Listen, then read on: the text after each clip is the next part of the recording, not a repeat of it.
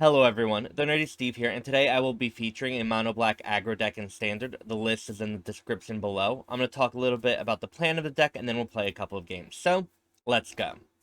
This deck is kind of very self-explanatory. We have a bunch of one-drop aggressive creatures in Cult Conscript, Evolved Sleeper, and Okiba Reckoner Raid, followed by some two-drops, Tainted Adversary and Tenacious Underdog, followed by a three-drop creature, Graveyard Trespasser, and then Defiler of Flesh at the four-drop. And then we have Cut Down, Infernal Grasp, and Liliana Veil as our interaction and removal, and for Liliana, Disruption. Now, what makes this deck particularly good and why do we want it? I think a lot of the power here comes from Defiler of Flesh. So this is a 4/4 creature with menace, and it does some interesting things. So first, as an additional cost to cast a black permanent spell, you may pay 2 life. That spell costs 1 black less to cast to be paid life this way.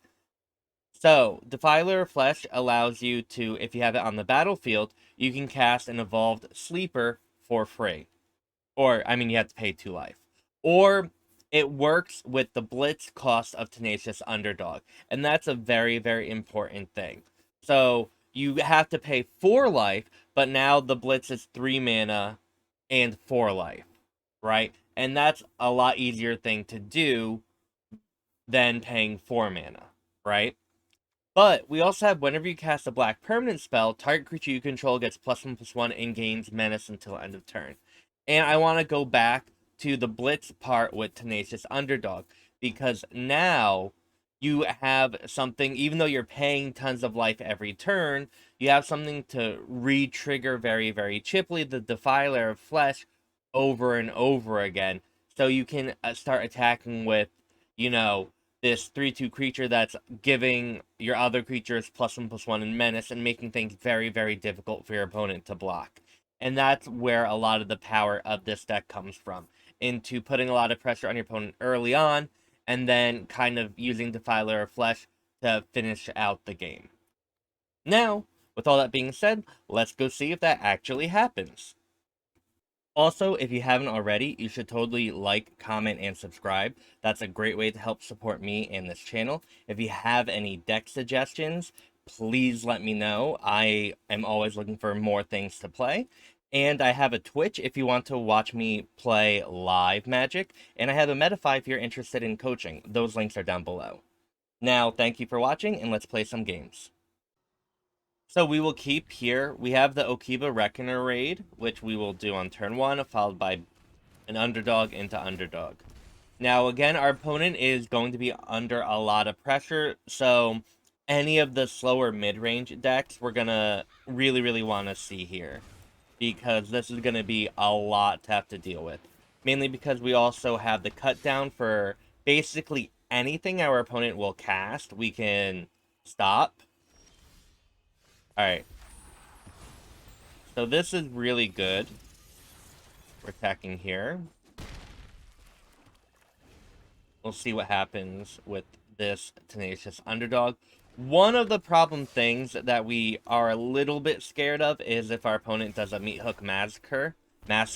Now, thankfully, that won't happen until another turn from now, when they have 4 mana, but that is going to be a little bit of a... And, well, there you go. We can keep this hand. It looks pretty good. It has a lot of what we want. Oh, we need to play a Swamp first before we play an Okiba Reckoner raid. We also have Defiler of Flesh, so that is something we can look forward to and plan around. Now, one of the interesting things about this deck is Defiler of Flesh is a very, very powerful card, but you also want to be able to trigger it.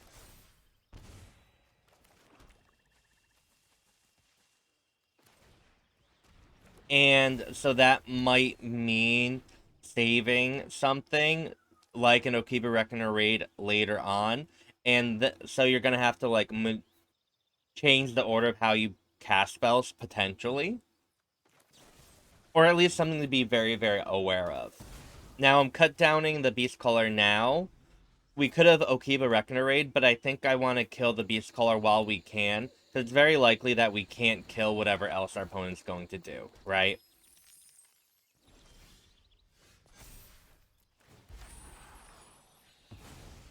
And now I have to figure out if I want to do kind of what I said before. And I think I am. I'm not going to hold anything. And we're just going to go all out here and hope this will be enough to kill our opponent.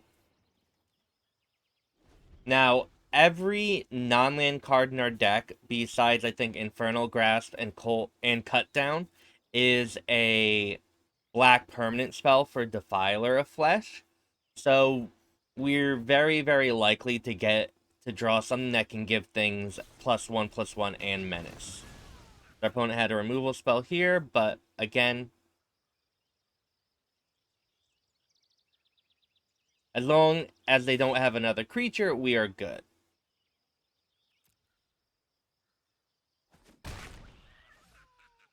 But another creature would be very, very difficult to have to overcome and deal with.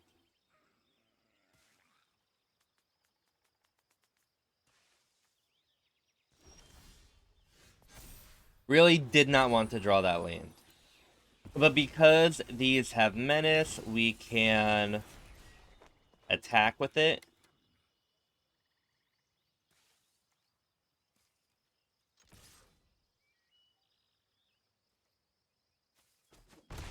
And then we get to Defiler of Flesh. Now, also with this deck, you just, in general, you always want to play out your lands. Whenever, I think holding lands in your hand to bluff is one of the most overrated things people do in Magic. I think it's very often at people's detriment. And a lot of times, like in our deck, right, when you have an evolved sleeper, you always want to play every land you can because you're going to use all that mana. So we're going to just do this. Give something +1/+1. And extra menace. And we attack with everything. Opponent could have another bite down here, which would be a little bit of a problem. And that's why we put the +1/+1 on a Nezumi Road Captain instead of Defiler of Flesh. Because if we targeted the Defiler of Flesh, it could have been killed in response. But our opponent just chose to gain some life there. And oops. 4, 5, 6, 7. Are we dead from this? I don't think we're dead from the transform. But maybe that was math I should have checked out. No. Alright. We are not dead. And in fact, our opponent is. GG. So we get to... I think we want to Okiba Reckoner Gang. It deals more damage, I think, than the Evolved Sleeper. In the Evolved Sleeper, it's not important to get it out early because we can always activate it later, right?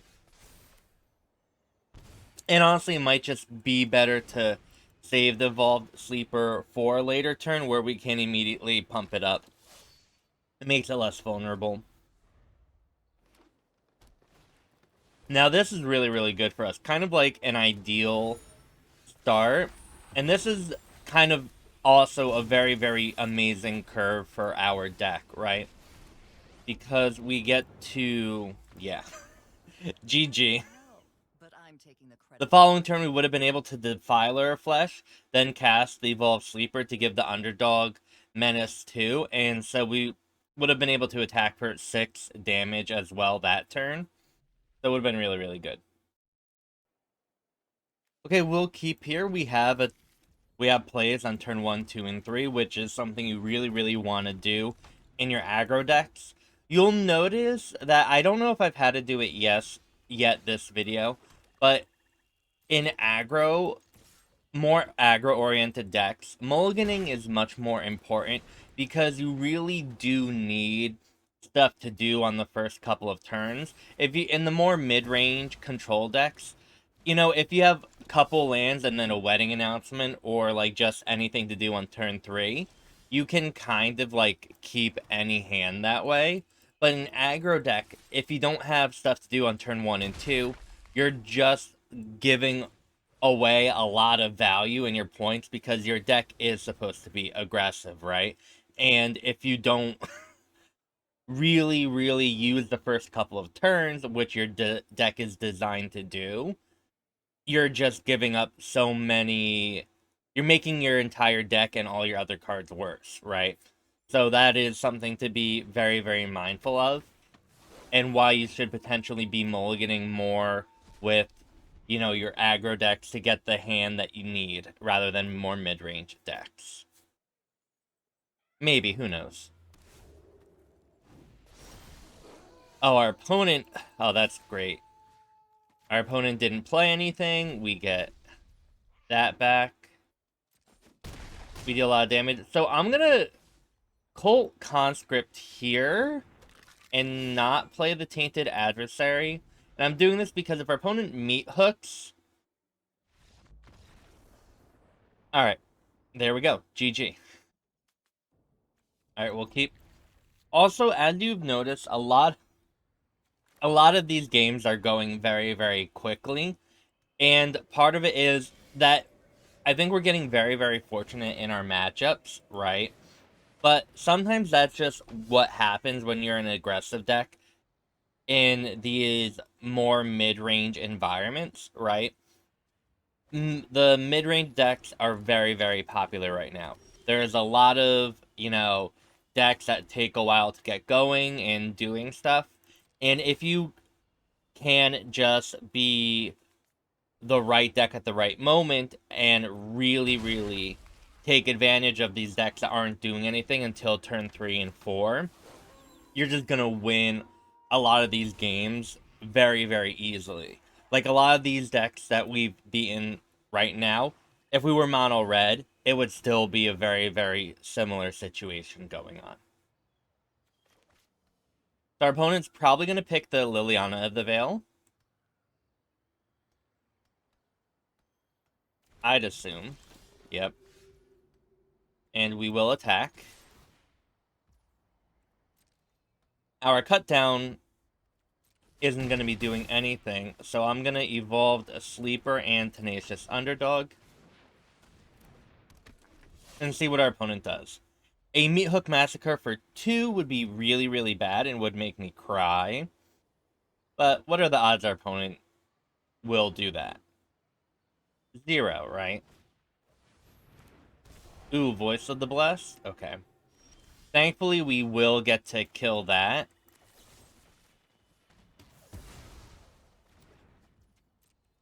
And I guess we can just attack with that, yeah. Part of me was a little worried, but yeah, GG. Okay. This is a pretty decent hand. Again, we have stuff to do on turn 1 and turn 2, and we have a Evolve Sleeper to use up all of our mana.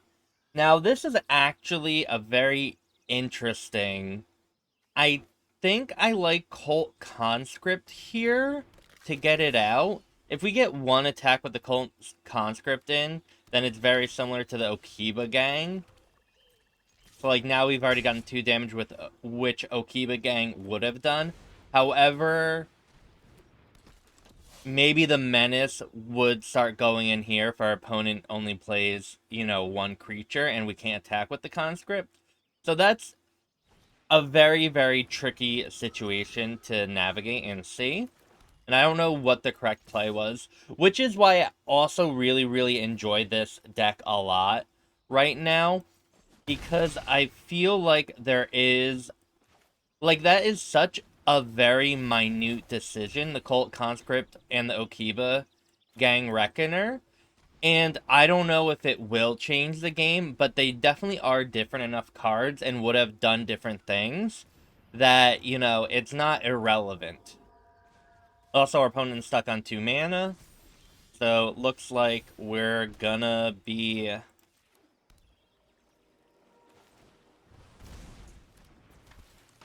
hopefully winning. I don't know if we should have done this. Also, yeah, our opponent should block there. We're dealing 5. And maybe we didn't want to make our Evolved Sleeper that vulnerable. Part of me was wondering if I should have just Liliana'd our opponent. But I don't know.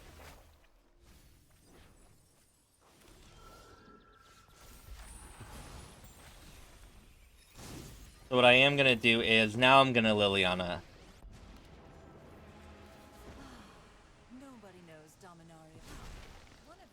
We get to do that.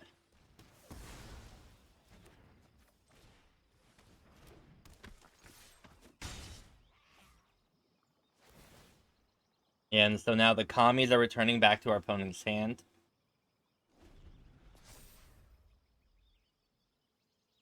Liliana is a little worse against the enchantment deck because the commies can recur, but it doesn't matter if you win. This hand is a little awkward because we don't have a 2-drop, and then we also don't have our 3rd land to get Liliana or Graveyard Trespasser. But Evolved Sleeper is a good enough card where if we don't draw 2-drop right, we can still use our mana a little bit. So it's not entirely useless. Or, like, we're not wasting our 2nd turn even if we don't draw a 2-drop, right?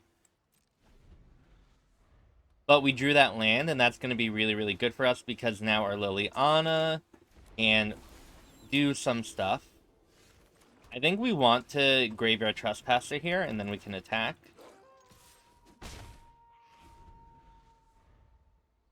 Now we do have a slight Sheoldred. I was like, we have a problem here, but not really, because Sheoldred really... Liliana really helps the lone Sheoldred problem by killing Sheoldred. Now we get to attack and get rid of that. And this just puts a lot of pressure onto our opponent, so we're very, very happy. There's a path to peril. I kind of want to plus. We can get rid of the Cult Conscript in our hand. I think that's good. We got rid of an Essence Scatter. And then we can Defiler and then pay 2 life to get the Okiba Gang Reckoner raid onto the battlefield.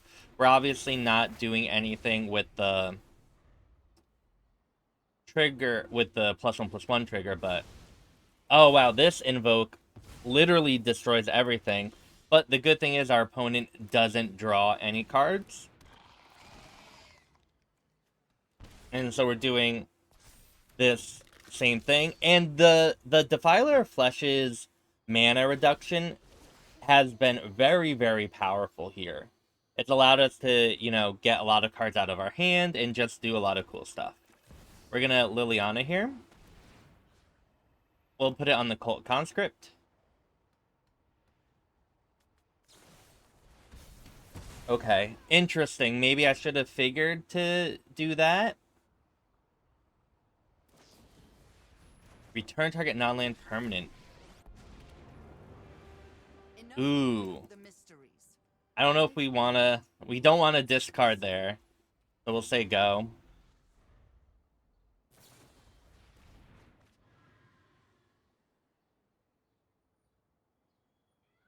Our opponent has, the Tainted Indulgence, discarding a Sheoldred.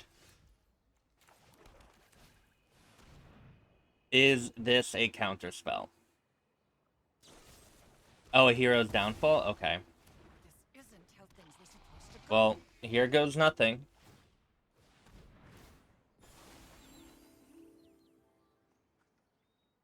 We would be really happy to get a...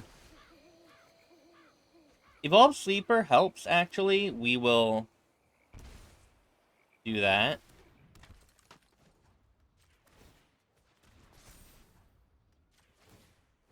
We're activating it completely because if we draw another 1-drop, maybe we could have cast it and then given our Defiler +1/+1. we will do this. I don't think we need to pay the life with the Tenacious Underdog, but maybe. Well, now I kind of wish we did.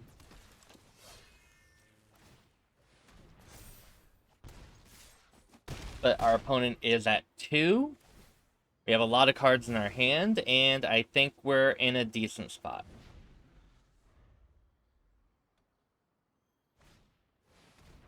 Invoke, okay.